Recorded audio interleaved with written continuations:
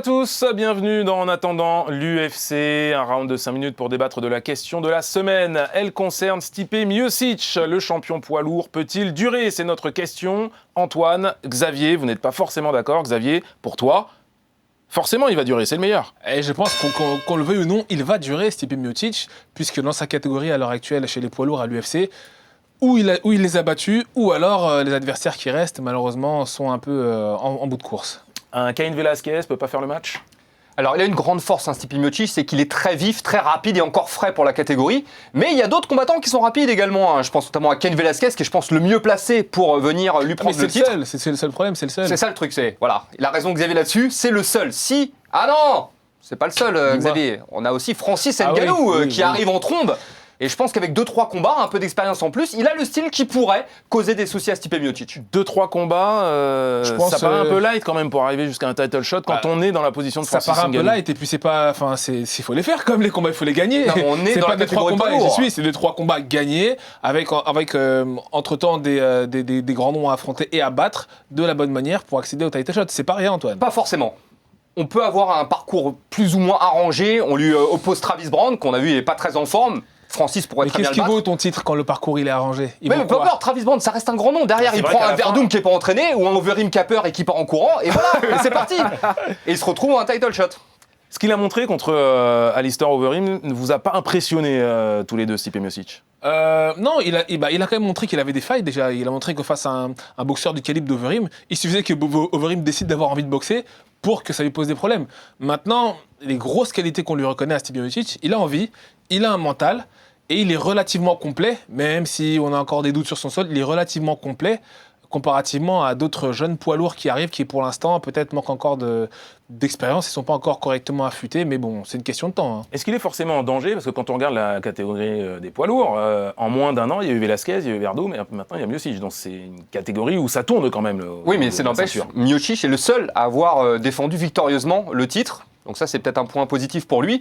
Et puis, il a un bon état d'esprit. Ça a beaucoup tourné chez les lourds. Non, mais ça tourne, c'est logique. En fait, on n'a que des revenants qui arrivent, qui accèdent au titre. Lui, c'est un jeune, il est frais. Un jeune, entre guillemets, mais bon, c'est quelqu'un qui n'avait jamais été champion. Tous ont déjà été champions. Donc lui, il faut aussi reconnaître qu'on est dans une catégorie dans laquelle tout peut basculer sur un coup. Exactement, c'est pour ça que je dis, même Francis pourrait y arriver. On revient à cette question. Est-ce qu'il peut durer? Et surtout, comment il peut durer?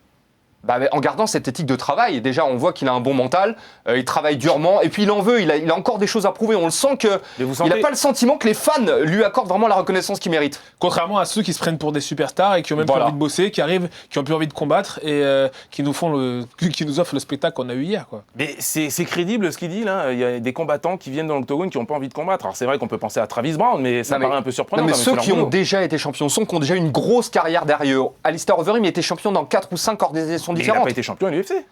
Oui, mais bon, c'était loin derrière. Il a plus de 60 combats, Alistair Overeem, rendez-vous compte. Et puis chacun va midi à sa porte, on ne sait pas. Peut-être que dans sa vie personnelle, il y a d'autres priorités qui se sont installées. On peut jamais vraiment savoir de l'extérieur. En tout cas, on voit bien que Miocic, lui, il a une priorité, c'est être champion de l'UFC et garder ce titre coûte que coûte. La pression, qu'est-ce qu'il en fait, Stipe Miocic? Il combattait à Cleveland. On sait que Velasquez est d'origine mexicaine, qu'il avait perdu son titre au Mexique, que Verdum, brésilien, avait perdu son titre à Curitiba. On pouvait s'attendre à une même issue pour Stipe Miocic, qui combattait donc à Cleveland chez lui. Ça s'est pas passé. C'est pas une question qui s'est posée. Lui, il est entré dans son combat, il a fait son combat, il a passé son temps à courir après Alistair. Même quand il était touché, il est revenu sans problème.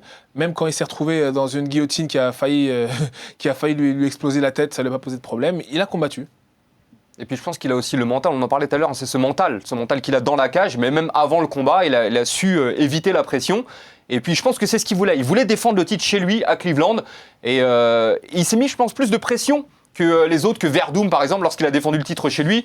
Voilà, Verdum, c'était un aboutissement pour lui d'être champion de l'UFC. Et il a été, et il s'est dit c'est bon, c'est parti.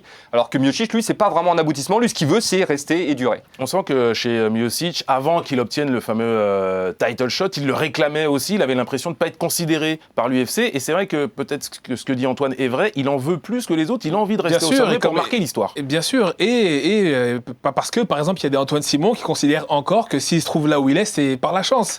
Alors que non, il a bossé. Contre Verdun. Comment tu peux dire qu'il a eu de la chance? Il n'y a pas de chance dans l'octogone. Antoine, des fois, il y a des combattants qui perdent. Chance dans l'octogone. Il n'y a pas de chance. Il y a des combattants qui perdent le combat eux-mêmes.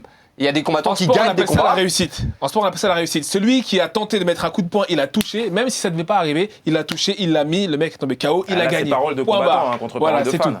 C'est comme le on l'a footballeur qui vérifié tire, plein c'est de comme le fois. footballeur qui tire du centre du terrain et qui la met. S'il n'avait pas tiré, elle serait pas rentrée. Il a tenté sa chance. S'il n'avait pas tiré, elle serait pas rentrée. Laissez-le, c'est un antillais, c'est pas ça. Non mais c'est pas un argument ça. Bien sûr que non, c'est pas un argument. Puis on l'a déjà vérifié des centaines et des dizaines de fois, des combattants qui gagnent une fois, ils ont de la chance, on fait le combat revanche et ils perdent. David, en C'était combat, le il y mot a de la pas de fin. chance. C'était le mot de la fin. Mais on retiendra effectivement qu'en MMA, comme dans d'autres sports de combat, il n'y a pas de chance, il n'y a que de la réussite. Xavier Foupapocam, vainqueur. Merci les amis. On se retrouve la semaine prochaine pour d'autres débats enflammés. Ciao.